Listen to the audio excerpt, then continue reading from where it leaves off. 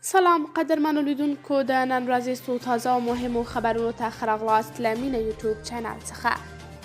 پیر ابراهیم خوشی شو د طالبانو حکومت د پیر په نوم کس نیول کېدو ته په غبرګون کې وایي په خپل سر د پیژندل شوو کسانو نیول جرم دی. د طالبانو حکومت ویان ذبیح الله مجاهد نن پنجشنبه د جون په 24 د چنګاښ په 2 نیټه پر خپل ټویټر پاڼه لیکلي چې اسلامي امارت یو مسؤل نظام دی، عدلي او قضایي ارګانونه لري او په خبره یې هر جرم او جنایت باید له خپلو قانوني لارو څخه بررسي شي. نوموړي زیاته کړې ده چې څو تنه خپلسري کسان د ټولنې معروف خلک نیسي، سپکاوی او توهین یې کوي، عکسونه او ویډیوګانې ترې اخلي. دا په خپله جرم او جنایت دی چې ډېر ژر به تر حساب لاندې ونیول شي. د تېرې ورځې را په دې خوا په ټولنیزو رسنیو کې د ابراهیم آغا پیر د نیول کېدو ویډیو خپریږي چې د څو تنو لخوا تر نیول کېدو وروسته پوښتنې ورڅخه کیږي. خو اوس تازه کابل نیوز خبر خپور کړی چې پیر ابراهیم خوشي شوی او خپل کور پغمان ته وړل. راشد خان له زلزله ځپلو سره د مرستې لپاره کمپاین پیل کړی. د افغانستان د کرکټ ملي لوبغاړي او د کرکټ د نړۍ ځلانده ستوري راشد خان په پکتیکا او خوست ولایتونو کې د وروستۍ زلزلې له امله پر اوښتې مرګ ژوبله ژوره خواشیني څرګنده کړې ده.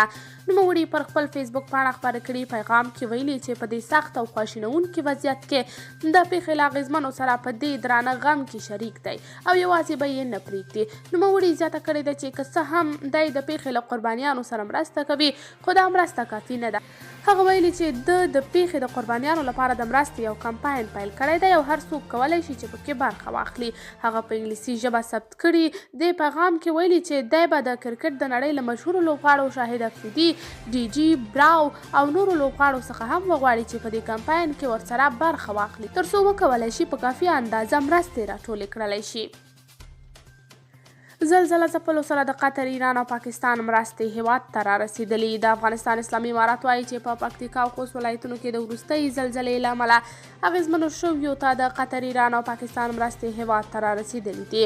د اسلامي امارت مرکزي ویان ذبیح الله مجاهد ویلي چې په افغانستان کې د زلزله ځپلو سیمو لپاره د بشري مرستو 2 الوتکې له ایران او 1 الوتکه له قطر څخه هیواد ته را رسېدلي دي.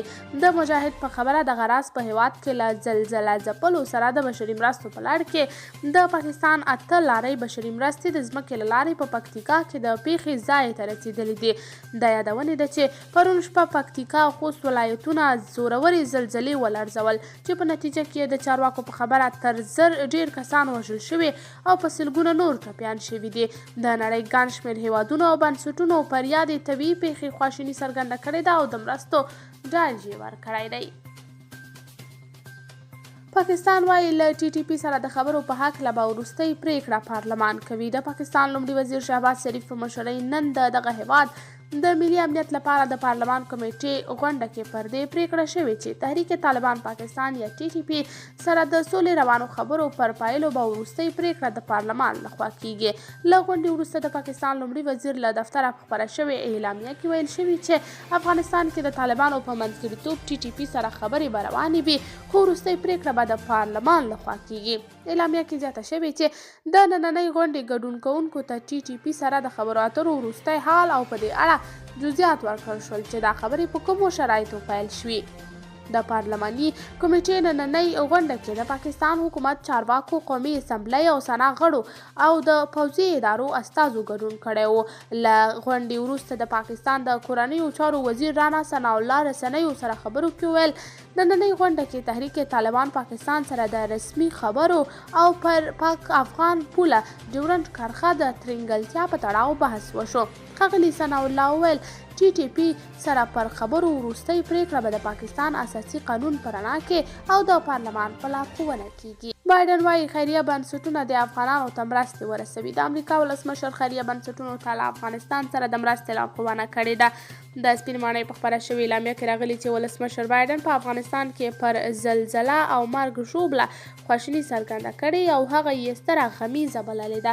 نوموړي ویلي چې له افغانستان سره د مرستو جدي اړتیا ده، نو له همدې امله یې پر امریکایي خیریه بنسټونو غږ کړی چې له زلزله ځپلو سره مرستې وکړي او د مرستو د رسولو پر لارو چارو کار وکړي. د بایډن د ملي امنیت سلاکار هم پر دې پیښه خواشیني څرګنده کړې ده او په خبره چې د یو اس ای ډي په ګډون د امریکا امریکا ګڼې خیریه موسسې به ژر افغانستان ته خپلې مرستې ورسوي. د امریکا د بهرنیو چارو وزیر هم ویلي چې پر پیښه خواشینی دی او په وینا یې رامنځته شوې زلزله به په افغانستان کې بشري ناورین نور هم پراخ کړي. منظور پښتين افغانستان کې له زلزله ځپلو سره خواشیني ښودلې. د پښتون ژغورنې غورځنګ مشر منظور پښتين په پکتیکا او خوست کې د زلزلې له کبله د سر و مال پر زیانونو ژوره خواشیني څرګنده کړې ده. ښاغلي پښتين پر خپله ټویټر پاڼه کښلي په دې لوی غم کې له زیانمنو کورنیو او د دې سیمې له ولسونو سره شریک دی. د پښتون ژغورنې غورځنګ مشر همدا راز ویلي چې په اوسني حال کې له پښتون افغان ولس او نړیوالو څخه غوښتنه کوي چې په بیړنۍ توګه له یادو سیمو سره په پراخ مټ مالي او طبیعي مرستې وکړي. اروپایي ټولنې او ملګرو ملتونو له زلزله ځپلو سره د مرستې خبر ورکړی. اروپایي ټولنې او ملګرو ملتونو له زلزله ځپلو سره د مرستې خبر ورکړی دی. د ملګرو ملتونو د بشر دوستانه مرستو د همغږۍ ادارې یو چا ویلي چې په پکتیکا او خوست کې زلزلې بشري ناورین جوړ کړی دی او دوی د مرستو لپاره تیاری لري. دغه اداره وایي چې ټیمونه یې په بیړنۍ توګه خوست او پکتیکا ته رسیدلي دي او د زیانمنو شوو سرشمېرنه او له دوی سره د مرستو پر لارو چارو کار روان دی. بلخوا د افغانستان لپاره د اروپایي ټولنې استازي هم ویلي چې دوی پر پیښه خواشیني دي او ژر به خپلې بشردوستانه مرستې زلزله ځپلو ته ورسوي.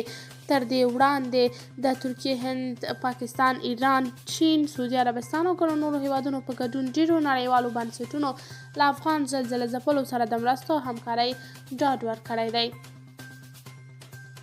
د مالیې پخوانی وزیر هدایت امین ارسلا بیرته هیواد ته راستون شوی دی. د مالیې پخوانی وزیر هدایت امین ارسلا بیرته هیواد ته راستون شو. له افغان شخصیتونو سره د اړیکو کمیسیون ویاند احمد الله وثیق ویلي چې دغه کمیسیون په هڅو د تیر نظام د مالی وزیر هدایت امین ارسلا هیواد ته راستون شوی دی. وثیق زیاته کړې ده چې نوموړی په تیر وخت کې د رئیس جمهور مرستیال او بیا ارشد سلاکار پاتې شوی دی. نوموړي زیاته کړې ده چې له تماس کمیسیون سره ګڼ شمیر نور شخصیتونو ارتباط نیولی او هغوی به هم د ډیر ژر هیواد ته راستانه شي. د یادونې ده چې تر دې وړاندې هم د همدې کمیسیون د هڅو په پایله کې ګڼ شمیر پخواني چارواکي بیرته هیواد ته راستانه شوي دي. قدرمنو لیدونکو، دا و د نن ورځې تازه، مهم، دقیق او وروستي خبرونه. تر بیا نورو خبرونه او راپورونه چې ستاسې درانه چوپړ ته حاضرېږم په لوی الله مو سپارم. د الله په امان.